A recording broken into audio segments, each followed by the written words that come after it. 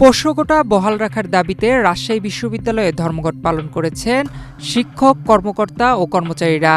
এদিকে মীমাংসিত বিষয় পুনঃপ্রতিষ্ঠায় নারাজ শিক্ষার্থীরা। তাদের দাবি, ছাত্র সংসদ নির্বাচন বানচাল করতেই নতুন করে এই ইস্যু সামনে আনা হচ্ছে। 14 আগস্ট বৃহস্পতিবার বিশ্ববিদ্যালয়ের প্রশাসন ভবনের সামনে এ ধর্মঘট পালিত হয়। আন্দোলনকারীরা বলছেন, প্রতিটি সরকারি প্রতিষ্ঠানে চাকরিরত কর্মকর্তা ও কর্মচারীরা প্রাতিষ্ঠানিক কিছু সুবিধা পায়। ওদের স্বপ্ন পূরণে পাশে থাকতে পেরে আমরা গর্বিত। এই পোষ্য কোটাও তেমনই একটি সুবিধা। এটাকে কোটা বলার সুযোগ নেই, তাই তাদের অধিকার ফিরিয়ে দিতে হবে। এইটা খুব বড় ধরনের কিছু না।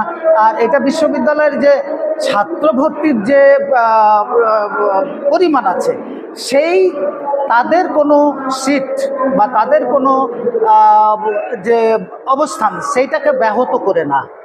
এইটা মাত্র 1% বা 2% ভর্তি হয়।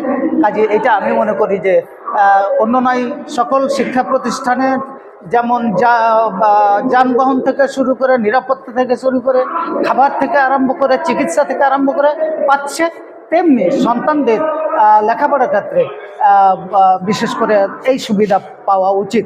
এ ব্যাপারে অফিসার সমিতির সভাপতি মোক্তার হোসেন বলেন, এটা তাদের ন্যায্য অধিকার, যা থেকে তাদের বঞ্চিত করা হচ্ছে।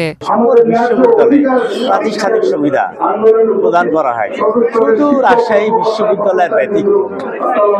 তাই যদি আমাদের এই আন্দোলন সংগ্রামে প্রশাসনের বোধোদয় না হয়,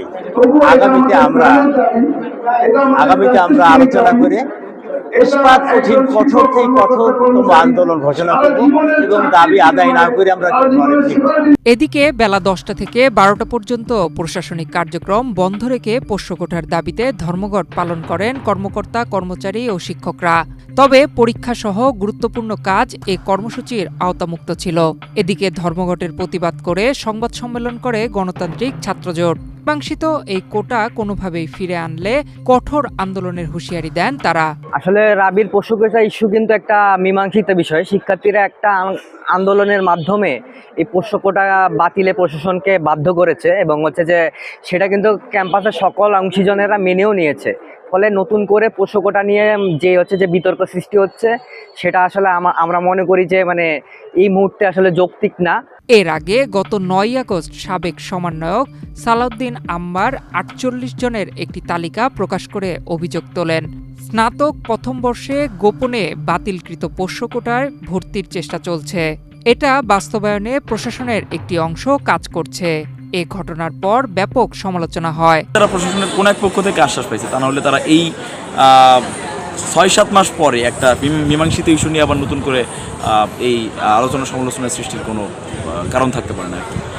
আর এটা রাকসু কেন্দ্রিক অবশ্যই বলবো যে রাকসুকের সামনে আগত যে 34 বছরের আমাদের যে অধিকার, এটা পূরণ হওয়ার আগ পর্যন্ত যতগুলা এমন মীমাংসিত ইস্যুকে নাড়া দিয়ে আবার নতুন ইস্যু তৈরি করা হবে, তখন আমরা এটাকে ষড়যন্ত্র হিসেবে ধরে নিব আর কি, ডেফিনেটলি। এ বিষয়ে বিশ্ববিদ্যালয়ের উপাচার্য অধ্যাপক সালেহ হাসান নকিব বলেন, বিষয়টি সমাধানে প্রশাসন কাজ করছে। নয়ন বিশ্বাস, বাংলাদেশ প্রতিদিন।